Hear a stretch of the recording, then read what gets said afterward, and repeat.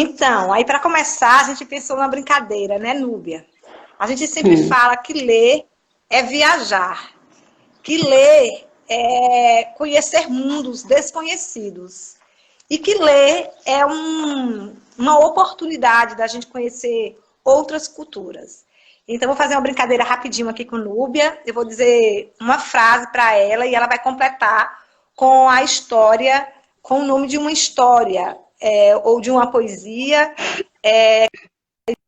Então, Nubinha, diz aí pra gente uma história infantil para rir. O homem que enganava a morte. O homem que enganava a morte. Que enganava a morte. Eu não conheço essa. Não. Não, de Ricardo Azevedo. É do livro Contos de Assombração, de Ricardo Azevedo. Pronto, aí depois você vai colocar aqui pra gente as sugestões. Uma história para se emocionar.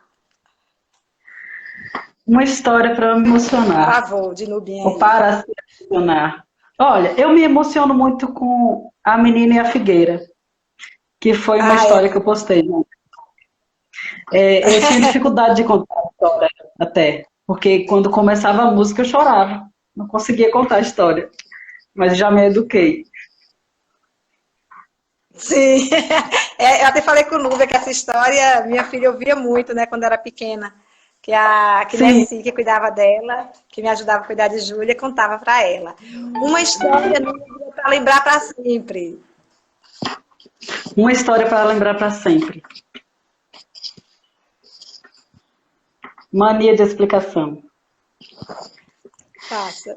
Não é bem uma história, mas é uma narrativa que para mim é maravilhosa, exemplar, e para lembrar sempre. Uhum. Uma história para ler em tempos de isolamento social. Todas elas. Todas elas, e obviamente as minhas, né? Todas as histórias cabem no isolamento social. E é bom lembrar que quando a gente fala de contar história no isolamento social, não é para tematizar o isolamento social. É para trazer a narrativa para o universo da infância, né?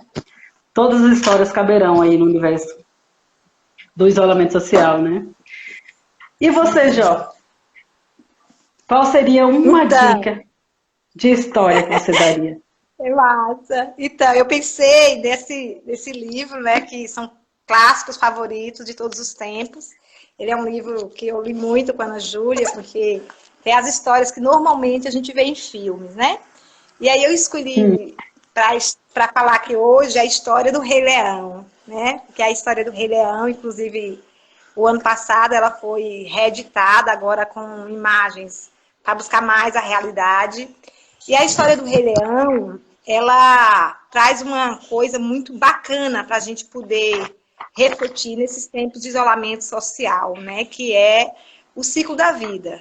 Tem uma passagem nessa história que Simba pergunta ao pai, né, se ele não come antípolis. E ele diz sim, mas que um dia os antípolis farão parte do esterco, e esse esterco vai nutrir as plantas e que as plantas serão comidas pelos antípodes. Portanto, nós estamos no ciclo da vida. E nesse tempo de isolamento social, eu acho que nós estamos sendo convidados, né, a pensar muito nisso, assim, o que é que nós estamos fazendo, qual é o sentido da nossa vida, o que é que nós estamos fazendo com as nossas crianças, qual é o tempo que a gente tem com as crianças antes da pandemia, hoje com a pandemia, se a gente está curtindo esse tempo, se a gente está vivendo esse tempo como um presente, né? Porque o nome já diz, presente. O dia de hoje, ele é um presente, né?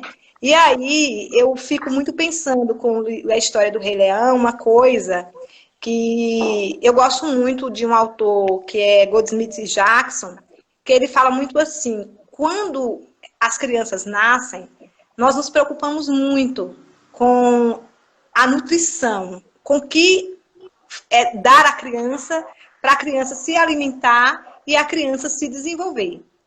E à medida que a criança vai se desenvolvendo, a gente fica mais preocupado com o que a criança como vai ser nutrida essa criança para ela ter saúde. E aí ele pergunta, de que forma nós temos nos preocupados com aquilo que nutre a mente? Como é que nós estamos nutrindo a mente das nossas crianças, né? Então, eu fiquei pensando muito hoje nisso, e aí para passar a palavra para a Núbia, eu queria falar uma frase de Yolanda Reis, que ela vai dizer isso para a gente, né? Que o adulto, ele é um texto. E aí a gente pergunta, poxa, como que um adulto é um texto? E aí ela vai dizer assim, observe bem, quando você está lendo uma história para uma criança, como que a criança faz a passagem dos olhos do livro para o adulto? Porque o tempo todo a criança está lendo através da voz do adulto, mas ela não se desconecta do rosto, das expressões do adulto, né? Então, eu acho que essa história do Rei Leão, nesse momento de pandemia, faz a gente poder pensar sobre isso, né? Sobre como que nós podemos, através da leitura, com as crianças, ou com os jovens, ou os próprios adultos, nutrir a nossa mente. É isso. A gente pensa assim, se a realidade vivida é difícil agora, né? É difícil de suportar, maior ainda a necessidade de substituí-la por uma ideia mais lúdica e poética. E isso as crianças são melhor do que ninguém para transformar, para transmutar, para sair para outro lugar. E aí entra uma característica muito importante da literatura infantil, que a própria linguagem da literatura infantil coloca a gente para outro lugar. Quando você diz era uma vez lá longe, no tempo em que Deus ainda andava pela terra. Muitos contos clássicos começam assim, né? É uma característica muito específica dos contos clássicos, dos contos de fada, que transporta a gente para um outro universo. Um universo que tem dragões, no universo que tem fadas, no universo que tem monstros, no universo que tem bruxas, mas a narrativa, de modo geral, não só a narrativa do conto de fada, tem esse poder de levar a criança ou qualquer outra pessoa que esteja ouvindo para um outro campo, para um outro lugar, né? E aí eu estava lendo uma fala que Igmar Bergman, não sei dizer o nome desse cara direito, mas eu estava lendo sobre cinema, o olhar da criança, né, pelo cinema, e peguei esse trecho aqui, que para mim, assim, muito representativo, que diz assim, o privilégio da infância é podermos transitar livremente entre a magia da vida e os mingaus de aveia, entre um medo desmensurado e uma alegria sem limite. Eu sentia dificuldade para distinguir entre o que era imaginário e o que era real. A gente, nesse tempo difícil, a gente tem essa oportunidade de fazer isso com as crianças, né? Porque para elas já é natural estar mais no imaginário do que no real. Eu sei que muitas crianças estão nesse momento passando por situações complicadas, mas muitas crianças estão tendo pela primeira vez um momento onde elas podem ficar com os pais juntas por um bom tempo, né? E aí a gente se perguntar como é que as crianças elaboram esse momento, como é que as crianças pensam sobre esse momento que elas estão vivendo, né? E eu estava lendo algumas falas de crianças, né? Uma criança disse assim, uma pessoa postou no Facebook e disse assim, quarentena é um dia que a gente não sabe o que fazer. E é esse momento, e esse não saber, tá vago, tem um lugar vago que pode ser preenchido pela leitura, que pode ser preenchido pela literatura, né? Pela narrativa.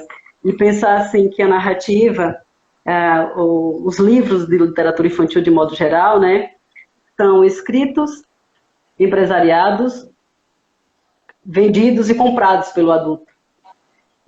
Em que momento as crianças estão sendo ouvidas? Elas são ouvidas, né? E aí pensa também que a literatura, pensar que a gente, assim, enquanto ser humano, né, o ser humano é o único animal que nasce sem padrão de comportamento. E aí, assim, no mundo civilizado, esse padrão de comportamento é feito pela educação. E a literatura sendo patrimônio de informação e de formação, né? Pode ser também de emancipação e de manipulação. A gente pensar no que a gente vai escolher para ler, para contar, que forma a gente vai narrar, que material a gente vai trazer para os nossos filhos em casa, para as crianças que estejam com a gente, né? E aí pensar nessa questão do o que organiza essa experiência de ler, contar e ouvir histórias, né? E que é uma experiência artística. A gente não vai... É importante que a gente não esteja enchendo os nossos cotidianos de atividades para as crianças, para a gente se sentir pais e mães eficientes, né? Mas que a gente encontre um momento para ler, encontre um momento para contar história, né? E aí, essa coisa. E aí eu estava lembrando também, Jó, de filmes que trazem o olhar da criança. Ou filmes que trazem o olhar da criança em situação de guerra, em situação difícil. E aí eu lembrei do filme A Vida é Bela. Eu não sei, eu acho que a maioria das pessoas já assistiram, é um filme de 1997, é um filme italiano, onde o pai é levado junto com o filho para uma concentração, né? E para proteger o menino, ele o convence de que ambos estão participando de um jogo. As crianças se envolvem no jogo muito fácil. As crianças se envolvem na narrativa. As crianças se envolvem com a leitura muito fácil. E aí eu acho que a gente, mesmo em tempo difícil, a gente pode muito envolver de uma forma linda as nossas crianças e tentar tirar esse contexto tão difícil que a gente está vivendo. Porque não é diferente de uma situação de guerra que nós estamos passando, né? E não é só o Brasil, não é só a América Latina, o mundo inteiro. E é isso, né? Pensar essa questão de o que fazer com esses meninos dentro de casa. Uhum. Então, Núbia, uma coisa que a gente poderia aqui, né, talvez poder pensar, primeiro é as diferentes idades, né? Há algum tempo a gente tem conversado um pouco sobre a importância de ler para os bebês e as crianças muito pequenas, né? Então, a gente acredita que essa experiência, né, de fazer com que, mesmo como diz Reis, antes da leitura alfabética, essa leitura que a criança faz sozinha, que ela domina o código da escrita, existe esse processo da leitura que faz com que a criança ela vá vivendo esse espaço que é de desvendar mistérios, de sonhos, né? Que antes de tudo, uma ação da imaginação. Então, a gente fica pensando que desde muito pequeno as crianças devem e podem estar envolvidos, né, em experiências de leitura. E aí tem uma coisa que Yolanda Reis fala, que eu gosto muito, que é sobre o triângulo amoroso, né? E ela disse assim, que quando um adulto lê para uma criança, e a gente faz isso de uma forma que envolva a criança, há aí a constituição de um triângulo que a gente chama triângulo amoroso. O que seria isso, né? A relação que se constitui entre o adulto, o objeto social, que é o livro, e a criança, né? Então, na medida que você vai vivendo isso com a criança, você vai constituindo um ciclo que é, sobretudo, amoroso, porque é um momento único, é um momento, né, assim, quem não se recorda das histórias que teve oportunidade, ou aqueles que foram privilegiados de ouvir histórias, ainda que não fossem lidas com o livro, né? As histórias narrativas, contos populares, né? Quem não se lembra disso? E isso cria raiz na nossa memória, né? Então, isso vai nos constituindo. E aí é muito interessante, porque nesse tempo de isolamento social... É muito interessante isso, porque muitas vezes as crianças recebem, né, uma proposta, por exemplo, da escola, como orientação para a família, para ler uma história, por exemplo, né? E aí eu costumo dizer sempre às pessoas que ler em casa com os nossos filhos não é a mesma coisa de ler na escola.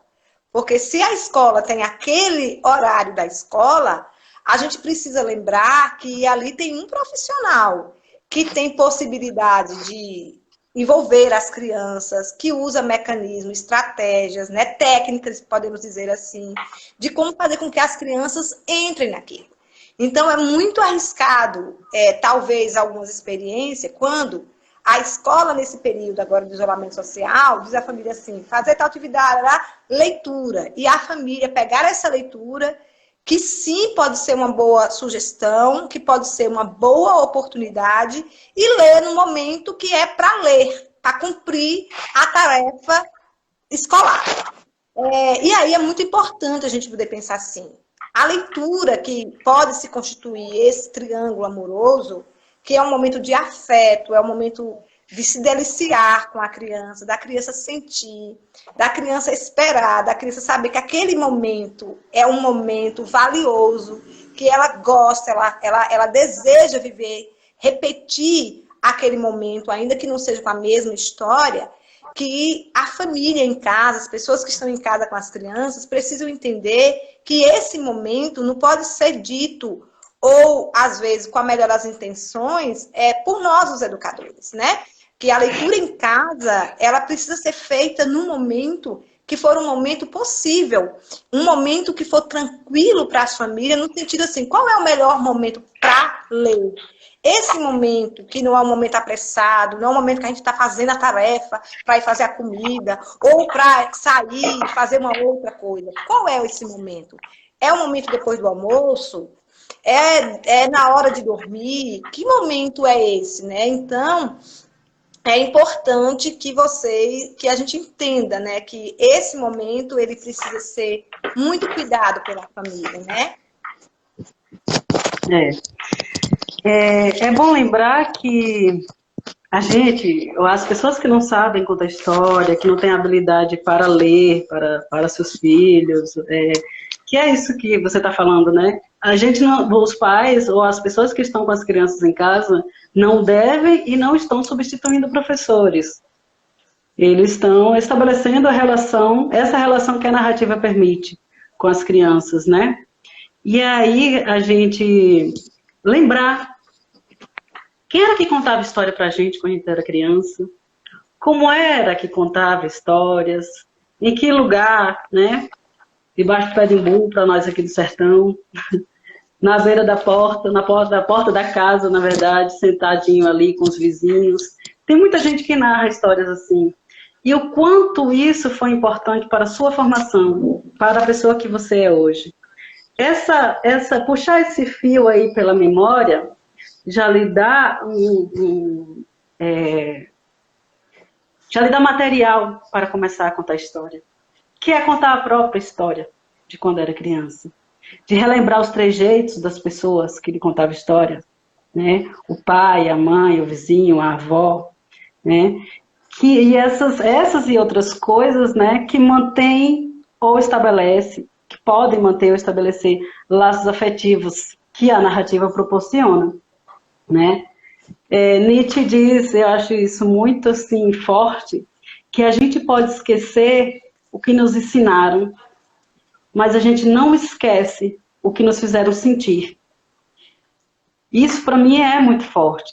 E a história consegue fazer isso, a história consegue mexer com as nossas emoções. A história narrativa de modo geral, né? E aí a história para criança consegue muito fazer isso. E aí, assim, que momento contar a história? É um momento em que você está à vontade. É um momento em que você se encontra com a história. Lógico que você vai parar e procurar material, mas você precisa se identificar com a história. Porque a história não fala só dela e dos personagens. A história fala de você. Quando você se identifica com a história, você conta e você se emociona. Você conta e você também chora. Porque é uma coisa, assim, aí... Eu estava vendo a live de Luciane ontem e ela falava assim, tem história que cabe na minha boca e tem história que não cabe na sua boca. Tem história que cabe na minha boca porque, para mim, eu consigo contar bem porque eu tenho uma identidade com essa história. Eu consigo me identificar com ela, ter uma ligação de alguma coisa. E aí entra os motivos para contar a história. Quais motivos você tem para contar a história? Para fazer rir, para fazer se emocionar, para ganhar uma plateia? Quais são os motivos?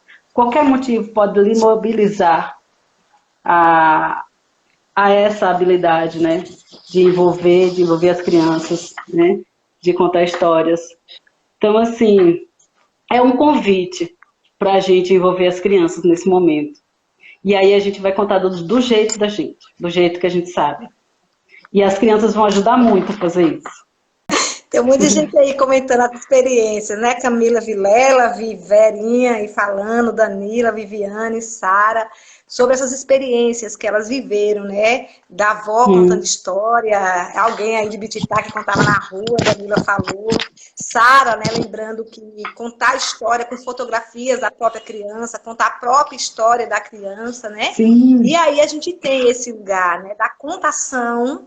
E tem outro lugar, né, que a gente pensa ser importante que a criança viva em casa e em outros espaços sociais, né, o da escola, mas a gente está falando hoje em outros espaços, né, que é esse que a criança vê alguém que é apaixonado pelo mundo da leitura, que segura no livro, que mostra o livro, né, que pega no livro, né, então acho que essa coisa da gente poder pensar, né, ler para crianças, né, contar história para criança, que são duas experiências muito importantes nesse processo de formação. E aí eu quero falar um pouco disso, porque muitas vezes as crianças muito pequenas, né, ou as crianças que nem são tão pequenas, são crianças que a gente chama pequenas, crianças de 3 anos, as pessoas, elas subestimam muito essas crianças, né? E acaba dizendo que as crianças não gostam de livro, que as crianças gostam mais quando contam história. E, de fato, né? Quando a gente ouve alguém contar história, quem não para, quem não fica hipnotizado quando vê Núbia Paiva contando história, né? Então, a coisa da contação da história, ela prende muito a nossa atenção, né? Mas precisa a gente lembrar que, para além dessa experiência, que é tão importante quanto, é possível, e as crianças também têm um grande apreço pelos adultos que leem livros, que pegam livro, né, que tem esse suporte. Eu vejo muitas pessoas falando assim, manda dever de casa, não manda para criança muito pequena, que essa é uma outra temática mais ampla. Mas eu fico pensando, por que a gente fica tão preocupado em mandar coisa que as crianças às vezes fazem sem sentido? E a gente reclama tanto que as crianças, né, principalmente as crianças da escola pública, que não têm acesso à leitura, por que a gente não propõe, a gente não organiza situações de suporte para que as famílias possam contar, né, possa, a partir de pessoas que tenham condições em suas casas, ler uma história que a gente sugere, tem tantas histórias lindas, Núbia disse algumas aqui, mas o que não nos falta são boas histórias, né? Então, eu acho que é muito importante a gente poder pensar, né, assim, a leitura como um direito da criança pequena, que é um direito da criança pequena. Os livros fazem parte da cultura e do patrimônio da humanidade. E, portanto, quando nós chegamos no mundo, um mundo que é de linguagem, é um direito nosso poder estar com os livros, poder ter acesso aos livros, né? Só que nem sempre a gente tem, de fato, esses livros, esses materiais que muitas vezes não está ao nosso alcance, né? Por isso que a gente luta tanto na militância da gente poder pensar escolas que tenham esses materiais apropriados, para que as crianças possam tocar, apertar no livro, né? Porque muitas vezes essa experiência, mesmo em casa, as pessoas compram um livro e a criança vai tocar, cuidado, para não cair. Aí a experiência, eu costumo dizer aos meus alunos, quando você vai ver, é tão angustiante que esse momento da leitura, né, do livro como um objeto que construa um vínculo que é meu, que com o tempo ele vai ficar velhinho, ele vai, né? É claro que as crianças vão aprendendo conosco como cuidar do livro, que o livro é nosso amigo, né? Que o livro tem uma forma de passar, tem uma forma de pegar nele. Isso tudo é aprendido, né? Então, muitas vezes a gente demora muito para fazer com que as crianças tenham acesso a esses materiais, né? Seja porque muitas vezes a gente não tem esses materiais disponíveis, ou porque a gente não acredita muito que as crianças possam, sim, vivenciar essa experiência com muito prazer, né? De forma muito significativa. Essa relação com o livro é uma relação que se aprende, né? Se aprende a gostar do livro, a tocar o cheiro do livro, para quem consegue cheirar, que eu mesmo posso cheirar livro. Eu tenho rinite. Mas essa relação com o livro é uma relação que se aprende. Quais são os livros que as crianças mais gostam na escola? Você entra na sala de aula e você vai tentar identificar quais são as narrativas, quais são os livros que eles mais gostam. São os livros que eles mais ouvem. São os livros que a professora mais conta, né? O livro sozinho na estante, ele não é nada. Ele é um monte de papel, uma capa. O livro só ganha vida quando ele vai de encontro com o leitor, né? Ele não é nada sozinho. Ele só se transforma em um objeto que as pessoas desejam, depois que se ouve, que se tem um pouquinho, que você experimenta o gostinho dele, né? E aí a questão é importante.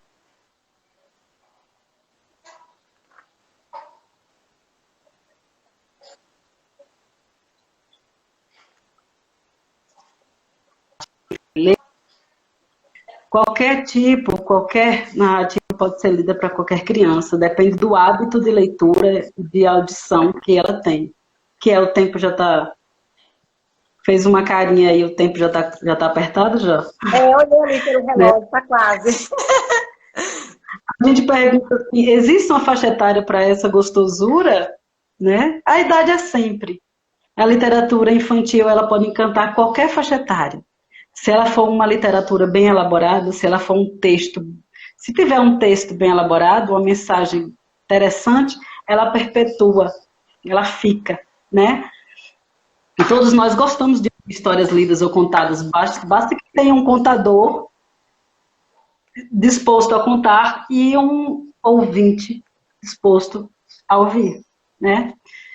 Mas estamos lidando com diferentes faixas etárias, né? E quando você fala de bebês, a gente pode pensar, né, que crianças pequenas entre 2 e 3 anos, as pesquisas indicam que é mais adequado contos curtos sobre animais de estimação, sobre brinquedos, sobre a funcionalidade de algumas coisas, livros que tenham sons, que tenham um material que a criança não se machuque, né? E nessa faixa etária, a contação não funciona tanto com criança de menos de 3 anos. O que vai funcionar mais é a leitura mesmo, porque eles precisam do visual, eles precisam olhar, né? E às vezes a expressão com uma criança muito pequena, uma criança de 2 anos, 1 ano e pouco, a expressão muito forte pode assustar as crianças. Quando você faz expressões, às vezes a expressão nem é de susto, mas elas choram. Então, assim, nesse caso, dessas crianças muito pequenas, os livros realmente vão fazer mais efeito do que a narrativa sem o material impresso, né? As crianças entre 3 e 5 anos, que estão aí que a gente pode chamar de pré-escola, educação infantil, as crianças se encantam muito por contos acumulativos, por contos de fada, por contos que tenham animais. E aí, especialmente pelo apelo às onomatopeias, né? Onde o ploc-ploc, o som do casco do cavalo aparece na narrativa, o som do vento, do voo do saci aparece na narrativa, né? As repetições ritmadas, a música dentro do conto chama muita atenção para a criança nessa faixa etária, né? Mas se você é um bom contador, a coisa de adequação de faixa etária cai por terra. Porque se você contar bem, tem algumas pesquisas que dizem assim, que crianças de 3 anos não conseguem ouvir história de até 30 minutos, por exemplo, de 20 minutos. Depende de quem vai contar. E depende do texto. Se o texto tiver força, conseguir se conectar com a criança, ela vai ouvir sim, né? Então, tem muito essa relação.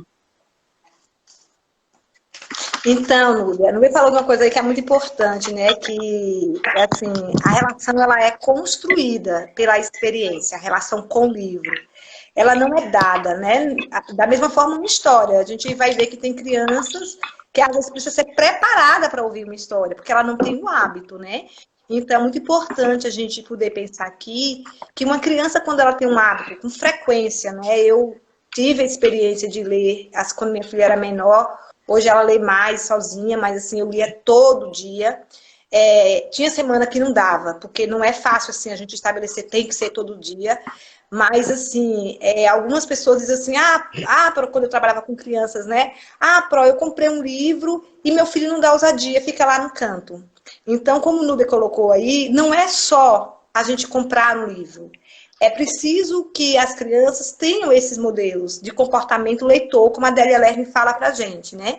Então, a criança precisa ver alguém. O que se faz com esse objeto? A criança não vai aprender isso sozinha. A criança ela precisa ver que esse objeto social é um objeto bem quisto, é uma coisa que a gente gosta de estar, né? Tainá, que acabou de parir, que é nossa aluna aqui do curso, está aí com o Miguel, e aí lembrar com Tainá que já é esse momento, assim, que a gente já pode ir, né? Com as cantigas, cantando, narrando, como a gente colocou aqui, a própria história. Tá na hora de tomar banho, vamos tomar banho, olha a água fria e tal. Isso já é uma narrativa, né? Isso já é uma experiência que a criança vai construindo essa relação com a linguagem, né? Então, é muito importante que a gente entenda que, além do horário, né, que tem que ser um horário bom, um horário que esteja tranquilo, é um horário que você vai ter que envolver a criança em casa, seja na hora de dormir, se for depois do almoço, se for no finalzinho da tarde, qual é o melhor horário, né, para fazer isso? O maior desafio que eu tinha quando eu ia ler para minha filha, quando ela era pequena, é porque tinha dia que não dava para ler. Como assim não dava para ler? Eu estava na cama, tinha um livro, mas tem que ter uma disposição. Porque se você pega o livro e passa e vai lendo, a criança ela não vai se envolver. Então, você tem que ter uma certa disposição para ler, para ir mudando um pouco do tom da voz, né? Então, a gente está falando aqui algumas coisas que eu digo assim, a gente aprende anos, leva algum tempo na nossa experiência, na nossa formação, para aprender essas coisas. Então, a família não vai saber todas as coisas, mas assim, eu acho que todo mundo, mesmo que não seja, não precisa ser pedagogo para saber disso, todo mundo que tem experiência de uma boa leitura vai entender isso, assim, que não é só pegar o livro, ler para cumprir aquele momento, né?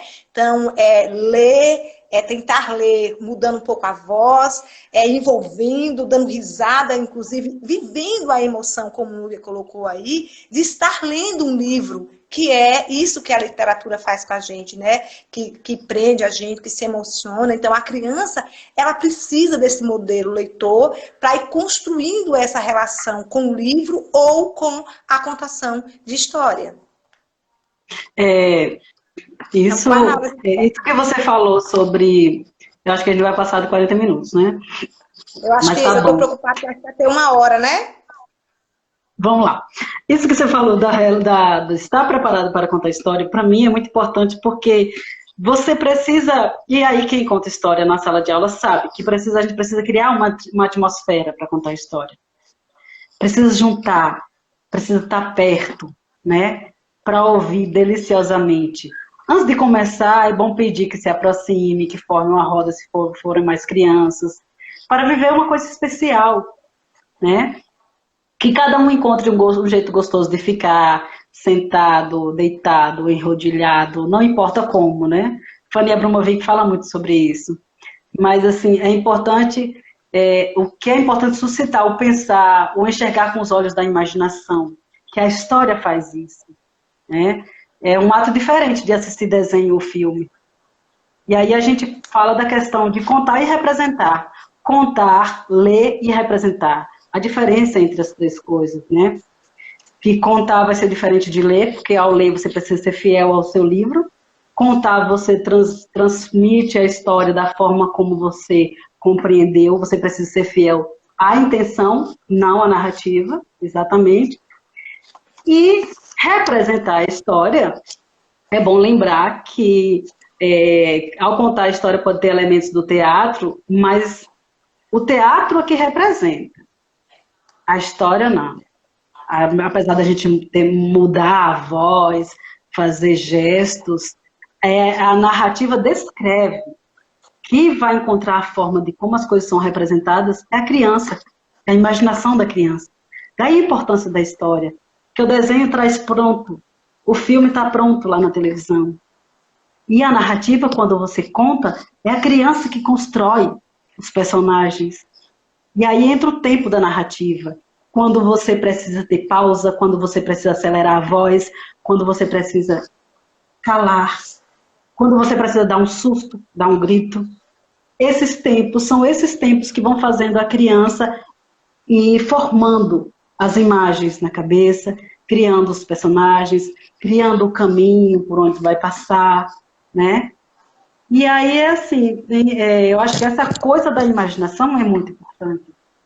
Manuel do Barros diz assim, o olho vê, a lembrança revê e a imaginação transvê. É preciso transver o mundo, é preciso provocar a imaginação nas crianças, né? E aí o contador de história que empresta a sua voz para provocar essa imaginação, provocar olhares estranhos às coisas comumente simples, como a gente vê. A literatura faz muito isso, faz as crianças e os adultos olharem para as coisas de uma outra forma, de um outro jeito, né? Com outras bonitezas.